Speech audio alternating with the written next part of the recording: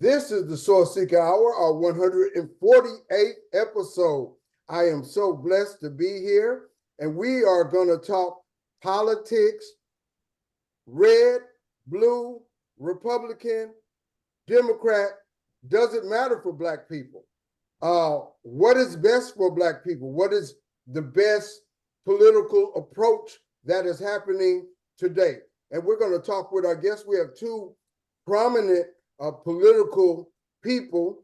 I have Brother Warren Houston, who is a lawyer, and he's going to give you his introduction. And I have Miss Adrienne Bell, who is a prominent politician. I don't want to just say that word. I want to say representative of our political community. And I thank them very much. And I will let them introduce themselves. Ms. Bell, would you introduce yourself? Thank you so much. Well, good evening. I am Adrienne Bell, and I am currently a candidate for state representative in the Texas House District 29, which is the area of Pearland, Manville, and Alvin. And I am currently an educator out in Texas City ISD. And so I'm very excited to be able to talk about what's coming on the scene, what's going on now, and what is it that we need to do. Yes, ma'am. Brother Warren, thank you for being with us again, and share your introduction, please, sir. Well, all right. First of all, thank you for having me.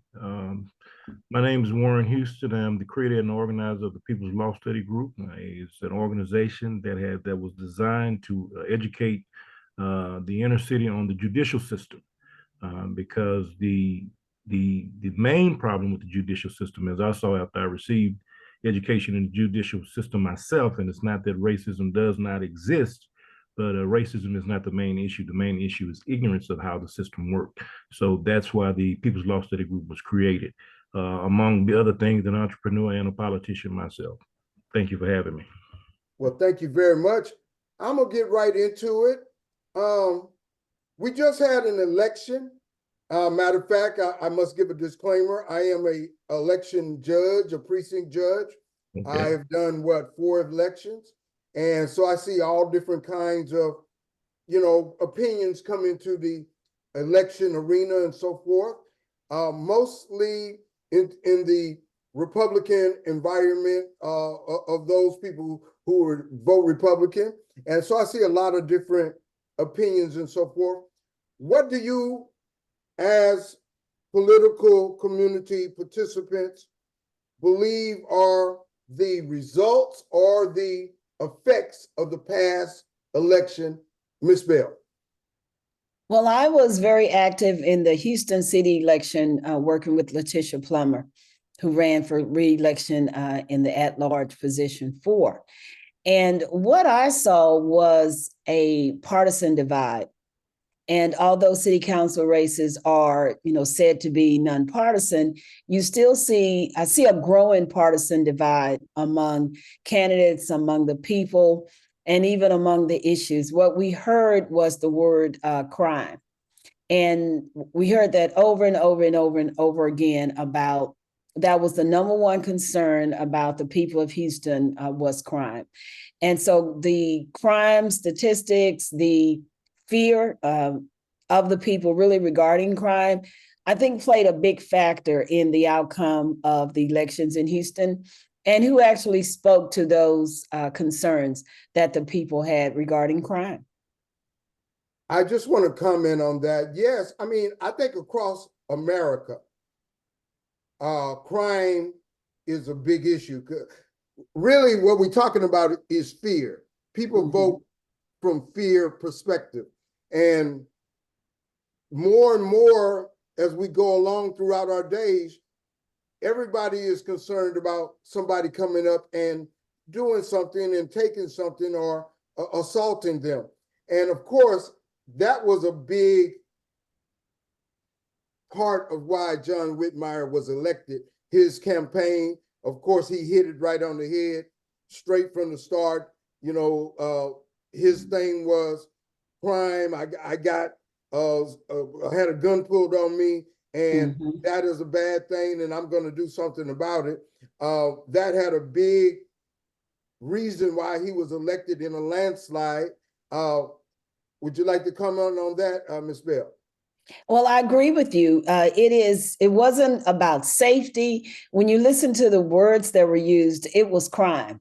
And it was just talking about crime. And even though you may look at statistics and you hear that, well, the homicide rate in Houston had decreased, the fear of crime is still very prevalent. And John Whitmire did come out the gate talking about crime and how he was going to address crime. And I think it was also a big factor in his landslide victory as well.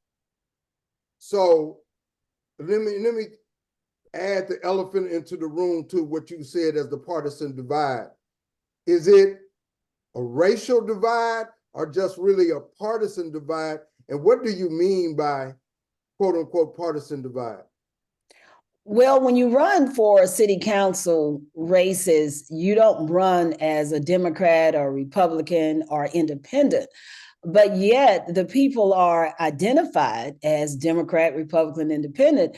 And you realize in the city of Houston, you're not going to win a race if you are just a Democrat and you just generally, I won't say you won't, but an at-large position or a citywide position if your appeal is only to the Democrats or only to the Republicans. And so you have to have some crossover appeal to where you are seen more as one who's going to work for the entire city and not just for one part of it.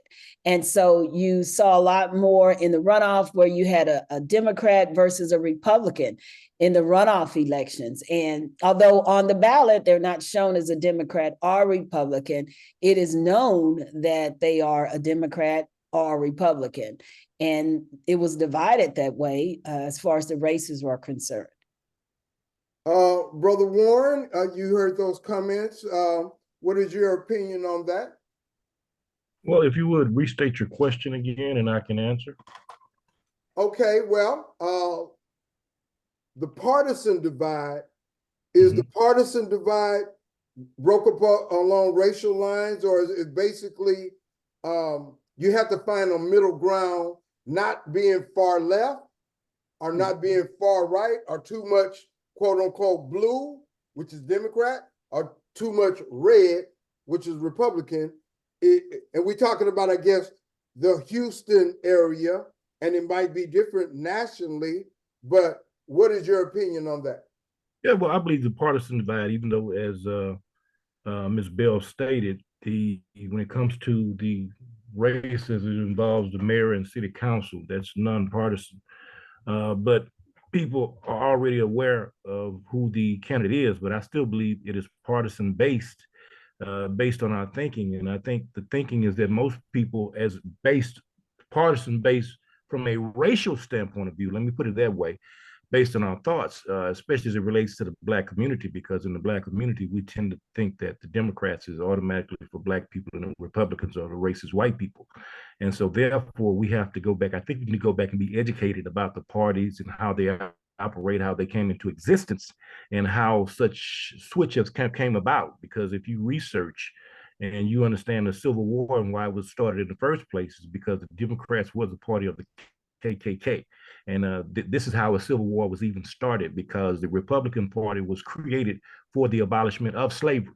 And so that alone causes us to vote on different sides of the fence because of the way we were taught or the way we believe. True, but I would just say that political parties, as well as the leanings of those parties, certainly evolve, change over time. Yes, Republicans were of the party of Lincoln, and they were, quote unquote, the progressive party for Black people back in the day, but that kind of changed. Kennedy kind of changed from the Democrats being the Dixiecrats to a much more progressive in the terms of and the minds of Black people. I think that's where that kind of changed over. What happened, I think what threw Black people off was Barry Goldwater. So I think that if you go back and look at that, that's where things kind of messed up in terms of our thinking. But if you look at based on the party and what their beliefs are, I mean, when you're talking about, If you really want to be truly independent, you're looking at a Republican Party, which stands for small government. Small government means pretty much let the people be responsible for their own lives. And, you have to have some form of government, but you want to have less government as possible and let the people be responsible for themselves. Whereas the Democratic is all about big government and being in control of people's lives. So you're going to have it one way or the other. Now, I do believe that both of them are necessary. I have to believe that, because when you look at the Republican Party or Democratic Party, even though I vote as a Republican, you have to look at it as, I always look at it as the husband and wife situation, where the Republican Party represents the father, that's strong, stern, disciplinary, and the Democrat represents the mother, the nurturer. And so, but there has to be an understanding of how this thing works and what is best for your community, what is best for your city, what is best for your state, and what is best for the country. I tend to come at it that as you all were mentioning earlier, it's not necessarily Republican or Democrat is best for one community. It's who the candidate is, what they believe, and how that affects our community also. Ms. Bell, I'd like for you to comment on what he was sharing.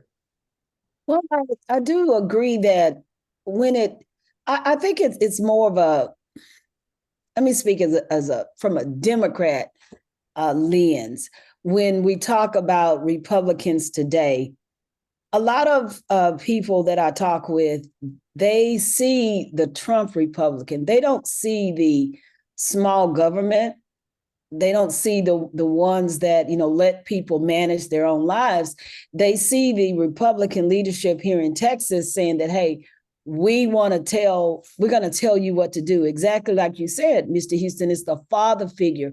But it's represented that the father knows best, and you as a child have no idea what it is that you want or what it is that you know, because I'm the daddy and I know what's best for you. And, you just kind of be quiet about it, which we see as it relates to women's rights, as we see as it relates to public education and not funding public education and having so many special sessions because our governor insists on having his way of having school vouchers. And so it's seen as a different kind of Republican party. I really believe that a lot of Black folks are more conservative in their thinking than they are, than we are really given credit for. We really have some conservative thoughts. And so I think Black people are kind of caught in the middle. We're not far left, we're not far right. But we have some thoughts in our upbringings. There's just certain things that we just don't like. And it's not found in the Republican Party, nor is it found in the Democratic Party. So we're just kind of caught in the middle sometimes with this two-party system. Understood. And it's kind of difficult. We are in a state which I would say is more red, if you go by that, or more right. What do you think about all those terms? Red, black, left, and right. Ms. Bill, what do you think about all that?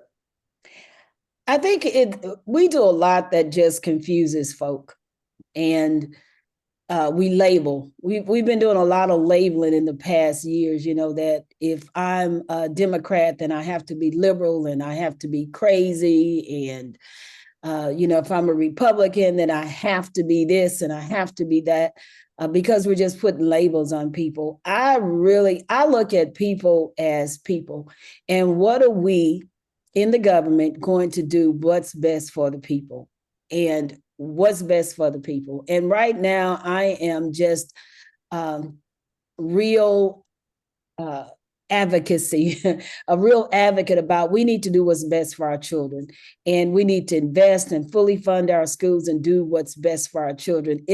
When a hurricane comes through, it is not labeled Democrat or Republican. It is labeled just destruction, and it's going to come in and tear up people, tear up homes. And while we're sitting around on the sidelines debating if we are D or if we are R, we've got real issues that are here that we need to solve. And so much of this labeling keeps us separated instead of bringing us together as people to solve with common sense solutions to solve the problems that we have that face us. What I see as an election judge, it is a way to kind of help organize and simplify things for those who are trying to find a way to make statistics and make it organized for them to be able to keep up with and to be able to assign, okay, they over there, not people oriented, but organizational statistics oriented. And the media has a lot to do with that because the media likes left, right, red, blue, because it's easier for them to attach labels and to try to put labels on people and to try to kind of generate interest in that particular way. What do you say about that, Brother Warren? Oh man, I'm glad you asked because I'm ready to tear into this question. Let's look at this thing. I don't have a problem with the two-party system, and basically from a spiritual standpoint of view. There's one of my favorite books, I don't know if you're familiar with, it's called The Kabbalion, and the Kabbalion has 7 laws that exist in nature. And these laws exist 24/7, 365 days of the year. And one of these laws is called the law of opposites. That means that I don't care what exists, there has to be an opposite. The opposite of man is woman. The opposite of right is left, up, down. There's an opposite to anything and everything that you can imagine in this lifetime. So with that, that brings on the two-tier party system. Now, where the problem with the two-tier party system is that we don't realize that. Now, I must say, as much as I buy for the Republican Party, nobody's 100% Republican and nobody's 100% Democrat. And see, this is what a problem. We become extremists in our thinking, and it becomes a major problem. You look at Jesus that was on the cross. He was on the cross and he was between 2 thieves. One was good, one was bad. We look at the Indian tale where they talk about the 2 wolves that are inside of you. One is talking good and one is talking bad. Which one are you going to follow? So this is something that is all of us, that is in all of us. We have this 2-tier thing. I remember the movie that came back out in, what was the 90s? Oh God, You Devil. So we have to understand that and bring this thing to a basically the two-party system is not able to get along because there has been a divide basically through media, but the two-tier party system are supposed to be able to come and compromise basically an understanding that there is a nurturing side that the country has and that there is a disciplinary side that needs to be strong and stay strong. And I think this is what we are missing. Give me the name of that book again and let me write it down, and if you can spell it for me. Sure. It's called The Kabbalion. It's Kybal. Kybal ION. Yes, I'm gonna look that up. Not every government has a 2-party system. Also, our government, one of the great things of how our government has survived is a system of checks and balances. Right. And without the checks and balances in our system, it would not have survived in our, in my opinion, and in a lot of people's opinion. And it's the thing that has helped us. And it's not always been Democrat and Republican, of course. You've had the Whigs, the Progressives. You've had many different kinds of parties. And there was a time when we did not, it was not always 2. There was a time when it was a small, and there's still, some small parties out there, the Green Party, the Reform Party, that they never stick. Go ahead. But they never stick. They never stick. Right. But there was a time when there were more. Ms. Bell, do you believe it would be more effective to have more parties in our system, or is it just okay as it is? Well, more in this case doesn't necessarily mean better. Okay. I think the key word that Mr. Houston used was the extremist. And it's not just that we have the Republican and the Democrats, we have the extremists that takes it all out of context. So now you have the question, what do the Democrats stand for? What do the Republicans stand for?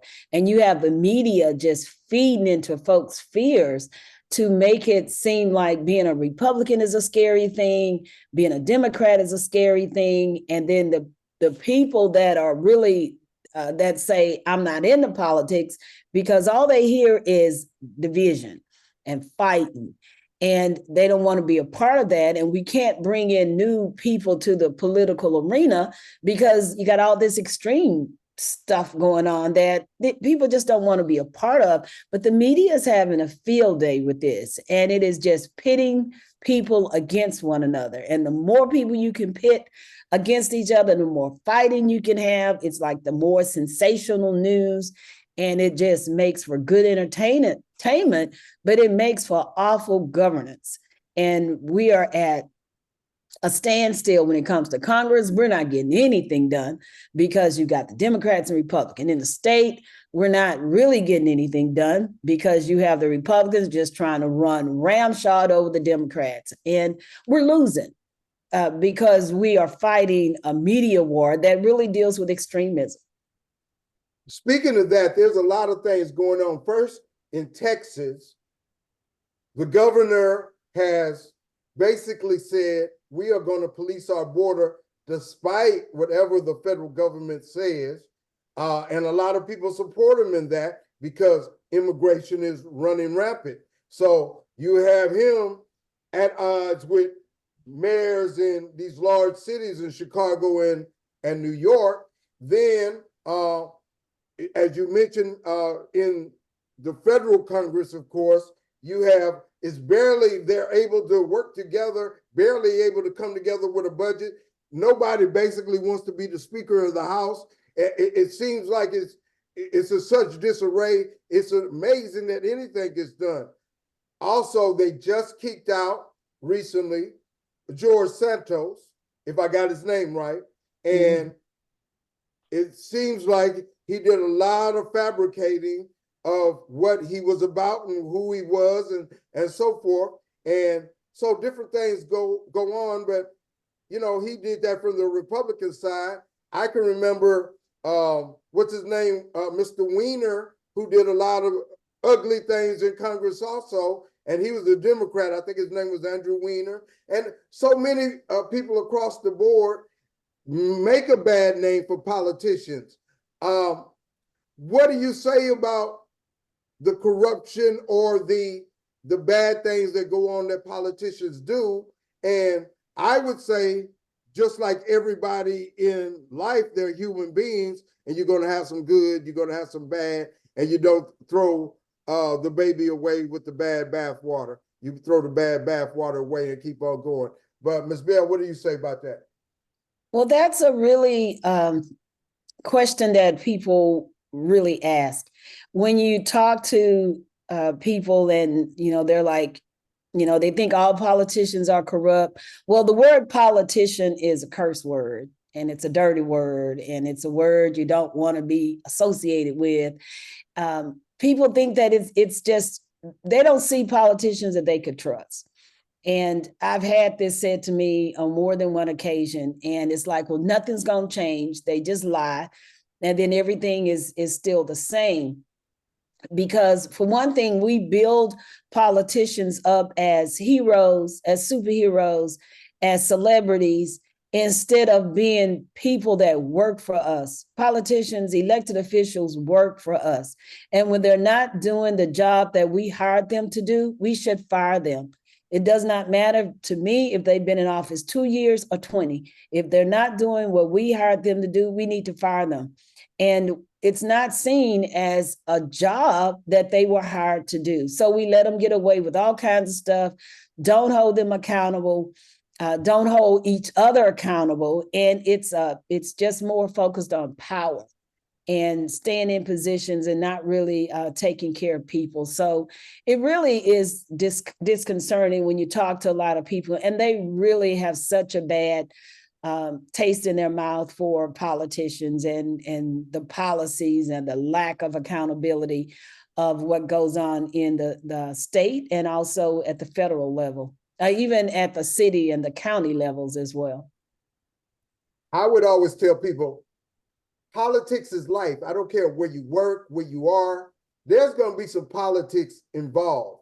I mean, if you have a boss that talks to you ugly, but you have a grievance process, that's kind of a form of politics. Mhm. Wherever you are, there's certain things that you have to solve with a political strategic process. And politics is life, and no matter whether you participate or not, you're going to be affected about it. Brother Warren, you wanted to say something? Well, I guess I was basically listening. I know I had a comment in my head earlier, but I do know that again, education, I think, has always been the key. And the reason why I think we have gotten to this divide as to where we are so far out is because how the policies are ran and how people, prime example, um, Trump. We have a lot of people that have issues with Trump. He's a racist. And I must admit, he's done some things that didn't look too good. I can't say he hasn't. But if you look at the policies and things that he implemented and the things he did as a president, it was far uh, in good standing with this country and move this country forward. And the thing that I always tell people to look at too, now before he ran for president, you know, everybody wanted to be with him. Everybody wanted to be down with him. These rappers was hanging around with him and making songs about him and all this other type of stuff. But then it became a attack when he ran for president. And what people look at as Trump, and as a lot of people revolve around the racist issues is that those that really understand politics, in their mind, Trump is the last hope of keeping America as what it was. So many things has changed in America, and they continue to change, and that's because we are constantly allowing people, you know, outside, and especially illegals. Illegals bring in crime among other things. I mean, and it's, to me, it's just like some people think it's just common sense. I mean, you have a house. How many people are going to walk up in your house without being invited? And you just let them come in and just do whatever they want to do and run rampant. That's not going to work. So if you want to become a citizen of the United States, there is a process to do that. And so all that was stopped. It was completely fixed until Biden got in office and destroyed it. Now we have a problem again. And it's getting worse and worse. And so what we fail to realize too is that America has been the shining star on this globe pretty much almost since its existence. And there are a lot of other people outside of this place is jealous of this place and they want to see this place fall. And so therefore we become, when we put in certain policies or rules or regulations without thinking about this, we become an instrument to them to help see it fall and see it cave within. I just want to comment. You made a comment that Trump is the last hope to, you know, In a kind lot of of bring people's things minds, back. yes. Or how did you say it? You said the last hope to keep things in order or something like that. And let me make sure I get the comment right. Trump is an outsider. He's not a Washington politician. First of all, let me mention that. And America got to be the way it is because of certain things and values and things that we had.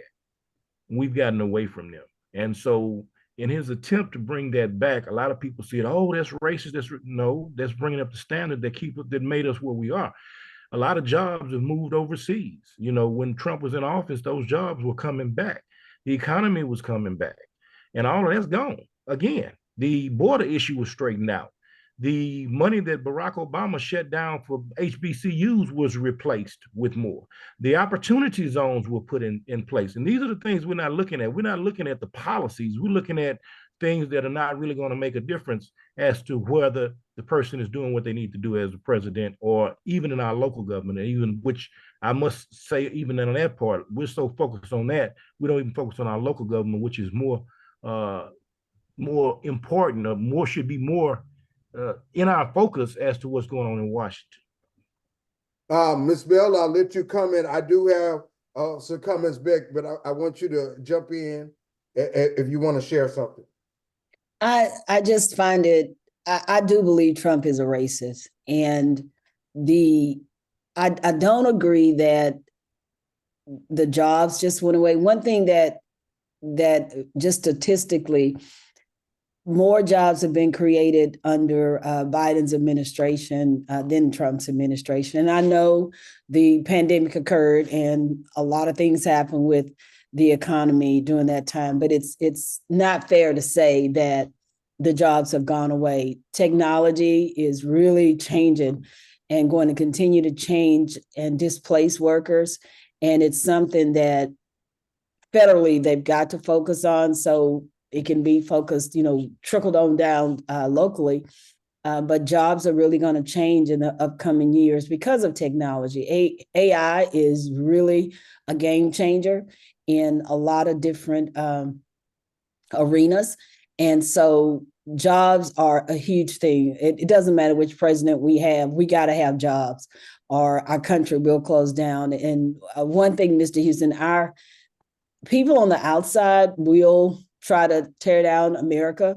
One thing that America seems to be really good at is tearing down itself. And it's a lot of it. I got to get back to the media. A lot of it is fed by the media, and it feeds into people's fears. And the news scares a lot of folks. And I don't know. I've talked to people, and they're watching the news, or you talk to them, all of a sudden they say something that the news is saying, wow, did you hear about that? And I'll be like, no, because I'm not looking at the news, because it's like a 24 channel of fear mongering. And it just builds and builds and builds and builds. So a lot that the divide and the division and the sensationalism is fed by media. And but I can't agree. I don't agree just spiritually that Trump was really that good for us as a country and as the mental health of America. And the thought of him coming back and running for president again, I think it's fine that he runs again, but I think it'd be really sweet for him to be beaten in a landslide victory by a Democrat. Let me say this. The motto that Trump has is a scary thing, and it's a matter of perspective. If you say make America great again, that has different connotations to different people. For Black people, that could mean that you're trying to take us back to Jim Crow. You're trying to take us back to a time where our rights were limited. And, so that comes up also. Now, if you are saying, let's take us back to a time of prosperity, like after World War II, there was great prosperity, that's understood.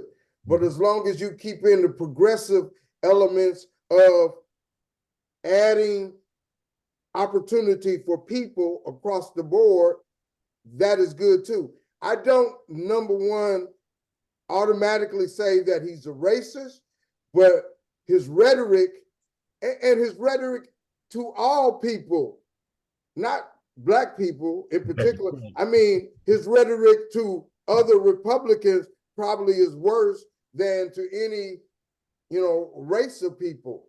So Republicans, mainstream Republicans, probably got more of a problem with him than Black people or Hispanics or immigrants or whomever you want to say. But that being said, we're going to, in a second, talk about the 2024 election. But I would like to first remind again that this is the 148th episode of the Sourceseeker Hour. I'm your host, Baruti Carl Alexander. As I said, 148 shows. That's quite a bit. I'd like to give a shout out to Tanzania Tours, our brother Godwin Kingi.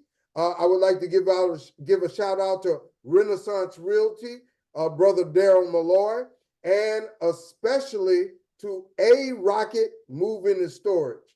A Rocket has been in business quite a long time, homegrown here in Houston, and check them out if you need to do any moving across the country. They will take care of you and so forth. Anybody want to add a comment on what I was just sharing about Trump, and then we will continue that. But if you want to have a comment about that. Yeah, I'd like to further add, like you were saying about it means, and that's why we have to get our thinking straight. When he said make America great again, what Black people think about, okay, that time. But again, if you look at the policies that were put in place, I mean, like I said, again, money was put back into HBCUs, opportunity zones were created. There were, I can't think of the name of the policy or the bill, but where it operated in prisons, and Black folks benefited more on that bill that Trump put out as far as getting out earlier than any other race of people benefited from it. So when you look at that and you compare the notes, then you have to understand what's being said or what's being talked about, as opposed to thinking it's just automatically racist. Understood. Ms. Bell, you have a comment on that? No, I don't. Understood. Understood. The rhetoric is important. I would say the policies are more important, but the rhetoric is the thing that gets people to move. I mean, not everybody is going to sit down and look at how the policy is going to assist them. They're going to hear the words and may not read. We are three people who would sit down and read it, but most people are not going to sit down and read it. So on the one hand, the policy or the rhetoric can be negative overall for America in some ways. Now, if you talk about what happened on January 6th and all the other overlying things with that, that was, most people consider a threat to our system of government, which goes beyond Democrat, Republican, or policies or anything else. Because if you can't accept, okay, this is how it is, we have a system of checks and balances, and I want to overrule that because I think I'm in a better position. I think I know what's better. That is very dangerous in the context. But at the same time, Biden, in a lot of ways, his policies are good, his mannerisms are good, but he's up there in age, and that is not so encouraging either. So there's some good things over here. There's some not so good things over here. And, you know, we as participants, as voters, we have to decide. That brings me to 2024. What do we believe is going to happen? Ms. Bell? Well, I believe that it's going to get interestingly ugly as far as the presidential elections are concerned. When we just last night with the comments that are the non-comment from the presidential candidate, the Republican presidential candidate, who would not address civil war and slavery.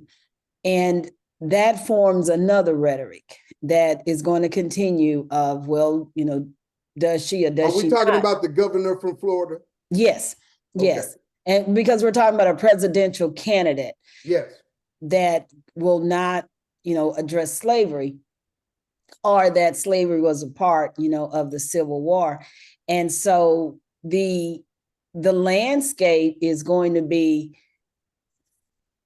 charged, and put it that way, because of the talk that's going to happen.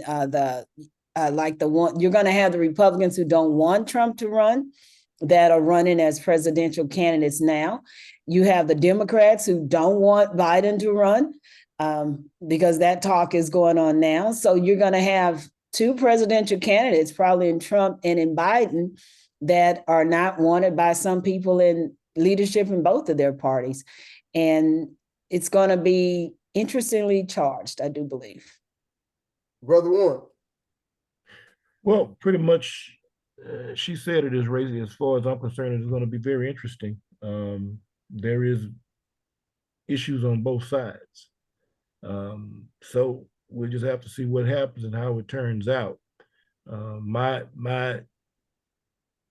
hope is that the Republicans prevail and make changes in the office that need to be made, because we have too much on the loose.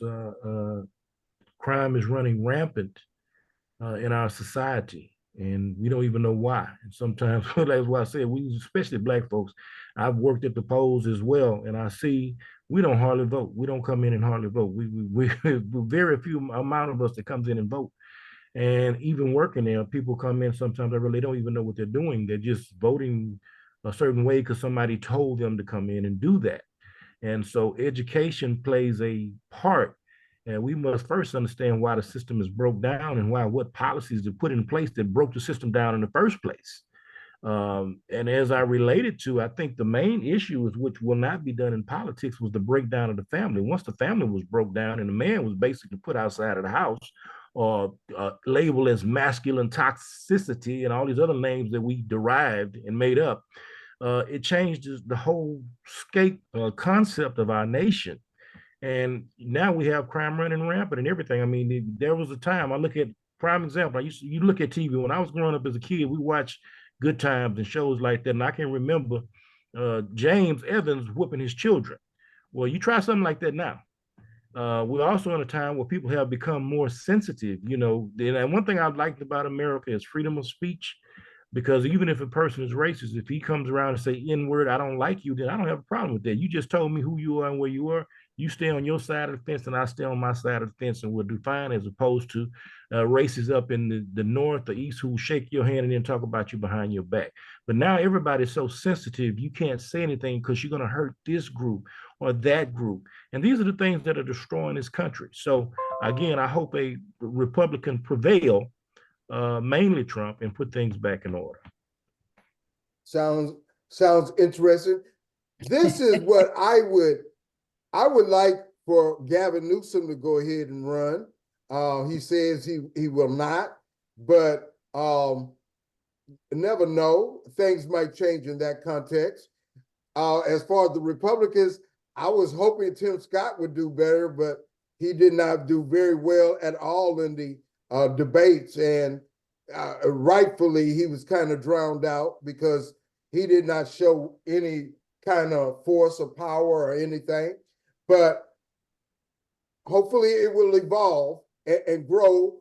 And I agree with you. We do need some leadership. We need some help. But we got to be honest about how we got here also. You talk about the Black man not being in the home. Mm-hmm. There were policies that were derived and put forward to kind of push that. You talk about COINTELPRO and some of the other ones, because the Black man was seen as a kind of masculine threat.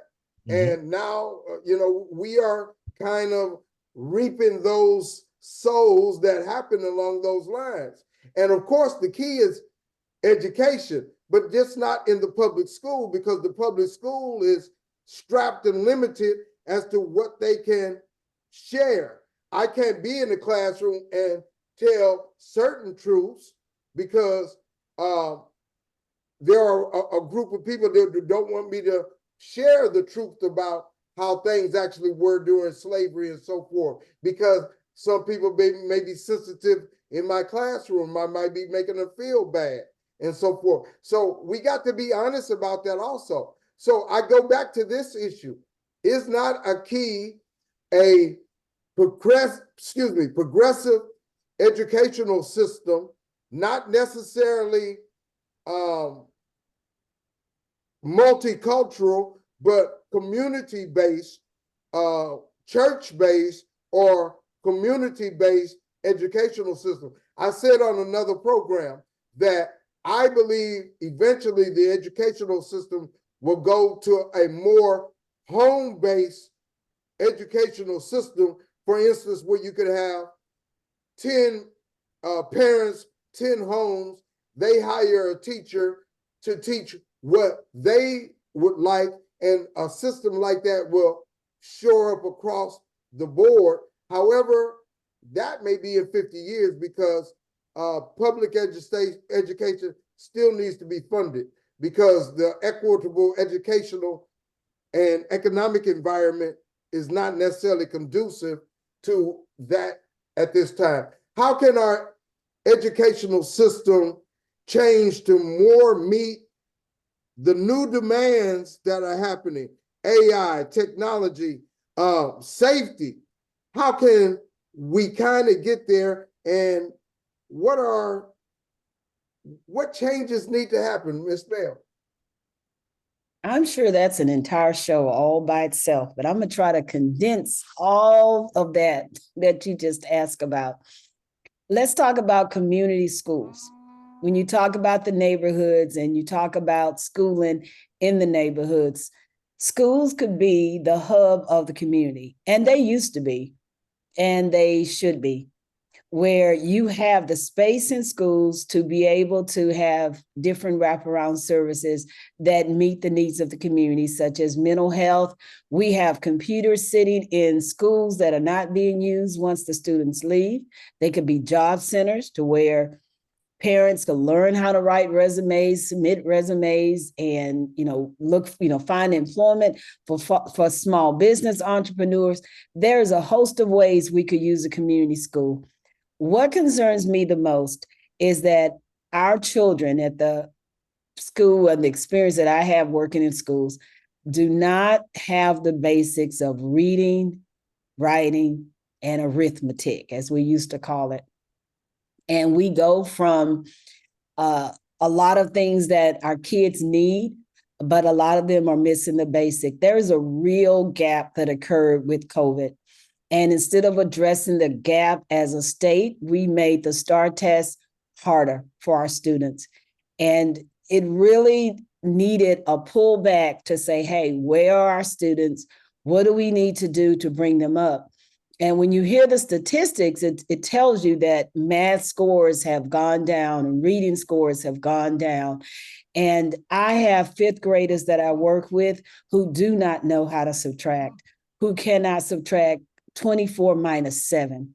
And it hurts my heart to know that you're in fifth grade, but they were first graders when COVID hit. And the basic skills that you receive in kindergarten, first grade, COVID was going on in their lives.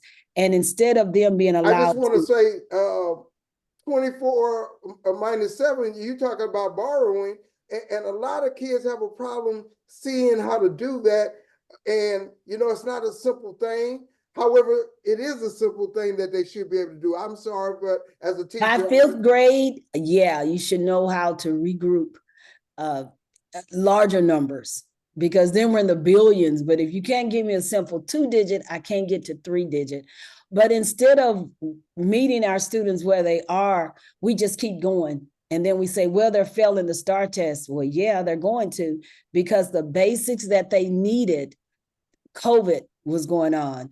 And we were at home and we were forced, and I was teaching a second grade class then, we were forced to immediately go to remote teaching when a lot of teachers didn't even know how to operate Zoom, and we were just learning just like the students. And so those years, that gap, it has not been closed, and it is just going to grow. And so the basics, we're missing the basics of education, and really recognizing what do they need. If that means that, for one thing, you got to teach your kids at home as well. You cannot just depend on the schools to give your children everything that they need. But we know what to do. We just are failing to do it and give our students and really invest in the students. Our teacher retention rate is you have more teachers going out the back door than you do have coming in the front door. That's why we're going to the system of non-certified teachers, because we just don't have enough certified teachers to meet the needs. So we have some real issues, but they're issues that we can solve when we really get educators creating policy that affects education, because they really understand what's going on. I just want to say, what you're talking about is a larger problem that a bureaucratic system that tries to teach everybody the same exact way is not going to solve. Mm-hmm. That's why I'm saying it's going to go to a community-based system eventually, maybe 50 years from now. People will see what I'm talking about, because you cannot just teach Johnny over here who barely got enough food to eat at home, and then he has to fight to get his way back home. Then you teach Scott over here. He has a whole different set of circumstances, and it's different. And until we really address that, what's happening is society is changing. Society is going in such a direction that is moving so fast for the kids that they're not worried about subtraction and dividing. They're not worried about that. They worried about how can I run away from this bully? How can I have enough to eat? How can I worry about the Maslow's hierarchy of needs? That's what they worried about. those particular things. And we have to have politicians and people who are in charge to recognize that and to help develop a system. But in our political environment, it's going to be a very difficult thing. I do believe it's going to come to years from down the line, everything in education is going to be community-based. Brother Warren. You know, you can bring a horse to the water. I used to be saying you can bring a horse to the water, but you can't make it drink. Yep. And we can bring in everything we need in these schools, whatever, to make these kids successful. But again, it starts at home. And the question is, but I must interject. Let me interject this. It starts at home, but the parent is under so much pressure, so many different things that they got to deal with themselves. And it's always been that, but it's even worse today. And so it's difficult. We got to help the parents also and give them an environment. It's a double thing. We got to help the parents to help their kids. Go ahead. Okay, well, yeah, I'm not saying we don't have to help them, but you got to still always go to the root cause of the situation. If you're not dealing with the root cause of the situation, then everything you're doing, you're not really fixing the problem. You're only treating the problem. And so how, the question is, how do you fix something that has gotten so out of control? If you things that we don't say that need to be said, especially as I said, when the family structure was destroyed, that everything went. The schools are two of the two things that I believe that used to be the backbone of the community, especially in the Black community, was church and school. Both of these places are suffering. Yeah. Nobody cares about church anymore, and nobody cares about school anymore. And so and one of the things I couldn't understand, or should I say that bothered me, is that as we stood up and we keep talking about racism, technology is moving on. And all these other cultures of kids, they're moving forward and forward. So what does that leave Black folks? We don't want to let slavery go. We want to keep holding on to slavery. We want to keep bringing up racism. We don't want to let that go so we can focus our minds on moving forward and trying to catch up. At this point, is there even a way to catch up as a race of people? That's questions we have to ask ourselves. Slavery happened, and the thing is, there's not a race of people on this planet that haven't been enslaved at one time or other under human history. Now, whether ours was the worst, maybe ours was the worst than any other people, but you don't hear these other groups talking about those type of things. My uncle told me a story that I didn't know anything about. Here in Houston, back in the 50s, my uncle is about 83, 84 years old. And he talks about the time that the Asians came began to integrate this area. And a lot of them were being shot and killed, especially around the Galveston area. A lot of them were being shot and killed by the KKK. But the strange thing about it is that they never marched, they never protested anything. They just kept doing what they know how to do, and that's fish. I guarantee you today, if you go down to Kima to buy some fish, the only person you're gonna get it from in Kima are Asian folks, because they own the whole block. So that's the thing I'm talking about. We stay focused on all this negative stuff, and we don't focus on positive and how we can fix these situations instead of talking about this and that. We're complaining about the crime. Okay, but if you step up, if a police chief step in there and really deal with the crime from a militancy standpoint, then we'll be crying about, oh, they did us wrong, they did this and that. And mind you, there might be some issues that happen that shouldn't happen, but that's going to always be. But we don't want to fix the problem. Do we really want to fix the problem, or do we? Oh, well, no, we don't want to fix the problem. That's the problem that we have. I understand what you're saying. I agree. That is the bottom line. How do we fix the problem? Now, I do agree, though, we have to reflect on why our mind thinks from a perspective of victimhood as opposed to victory. There is a conditioning that happened once upon a time that we are still working with. Now, a show like this is a forum to kind of overcome, try to work out some of those particular issues. We talk about education. We need more shows like this, more things to be able to relate and share with our people outside of the educational system, which is very limited. We have to have forums and be able to, and more television stations that we can own and be able to relate, like a person like Tyler Perry. a lot of people got issues with Tyler Perry, but if you look deep down at his story and his background and what he's trying to say and how he got to where he is really telling you a real story. Hey, he was perseverant. Everybody said, you can't do this, you can't do this. But he said, as Maxine's baby, I can do this. I'm going to keep trying.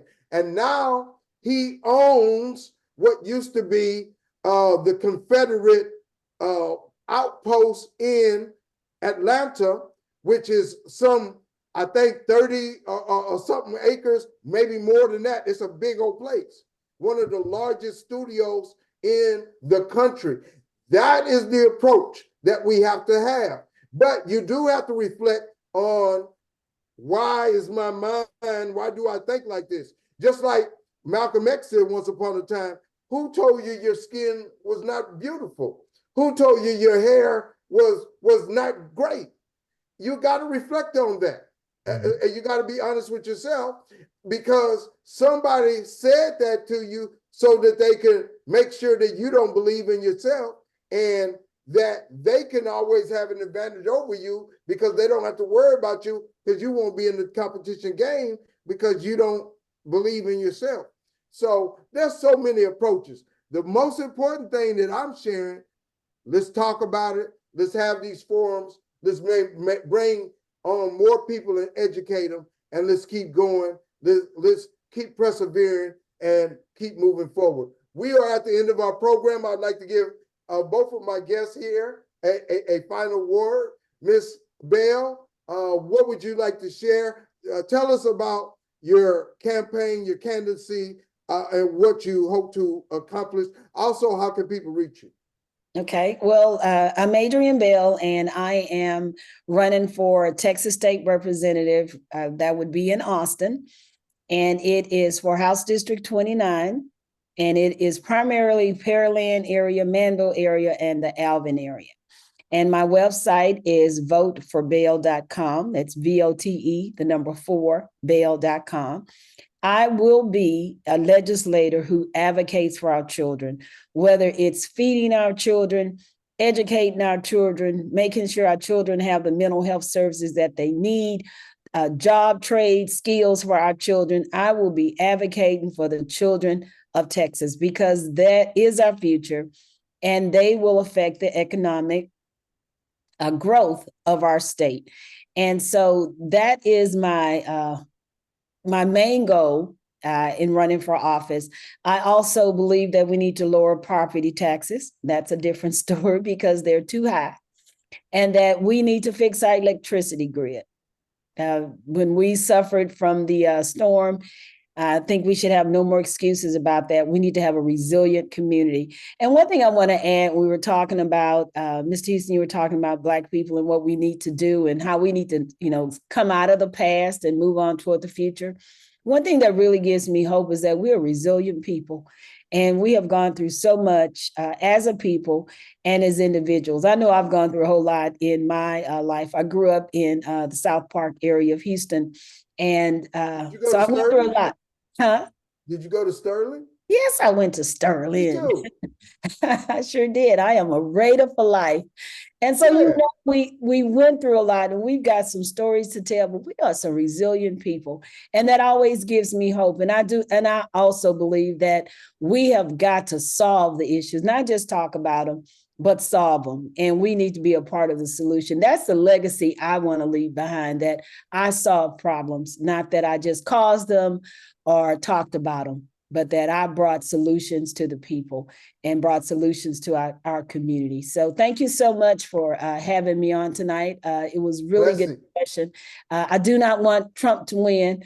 Go Democrats, and let's defeat Trump. But I think we really need to have real conversations. And I love that we come from different parts, like if you grow up in Houston, there's a South and the North. That's like opposites, because I'm from the South side, you're from the North side, and we're like, oh, what? we never did get along really, really well. But we need to come together, and because we all have something to offer and we all want to see solutions. And so I thank you, Mr. Alexander, for having forums like this and allowing us to come together and talk about things that matter and will improve people's lives. Thank you very much. Thank you very much. And I appreciate it. And we're going to continue. And Brother Warren, we have talked many times, and we've had many conversations. And we talk about Booker T, and we've talked about W.B. Du Bois. We've gone back and forth. And please share what you would like to share, how people can reach you. Well, let me say this. First of all, I really enjoyed this conversation tonight. And Brother Baruti, thank you for not giving up on me. And what Yes, sir. Never. There's been some shows I left here heated. I'm like, man, I didn't ever tell you, but like, man, don't call me no more for none of your shows. Like, I'm sick of this foolishness, but you keep calling me, and I must say, always will. this is what I really dream of, because you can't change a person's mind. They have to change their own mind. But if we can sit at the table like decent human beings and discuss things and actually hear each other, then we might be able to get somewhere. But one thing I've noticed about our people is that we're so emotional a lot of times when somebody comes in with a different view. And I think we're trying to get better at that over the years. But when somebody comes in with a different view of something, we just go in the left field. And we don't actually deal with logic. We just start talking out from emotions. And that's one thing that really eats me up, because with me, you got to come to the table with your facts. And if you're not coming to the table with your facts and it's all emotional, I get burned out. I don't want to deal with it, because, being a law student and learning law, when you go in the courtroom, there is a portion where emotions is important, but the main thing is not the emotions that's important. The main thing is the facts. So you can tell me about how you feel or whatever, but if you can't prove it by facts, and you can't come here talking about hearsay and somebody else said if you didn't see it yourself, it's inadmissible. And so that's the way I think. Since I've been legally trained, I have that mind to think logically, and basically I have this stoic mindset. And emotions has its place. So thank you again for not giving up on me. I really enjoyed been on here tonight with Miss Bell. Of course, we differ on points, but this has been a good conversation. Before I did put this show together, I thought about that, Brother Warren, and I was very, specific on who I invited on to kind of keep the environment in a certain way. So I feel you, brother. I'll never give up. I'm always thinking. All right. So I appreciate it. This is the 148th episode of the Sourceseeker Hour. I am Baruti Carl Alexander. I thank everybody out there.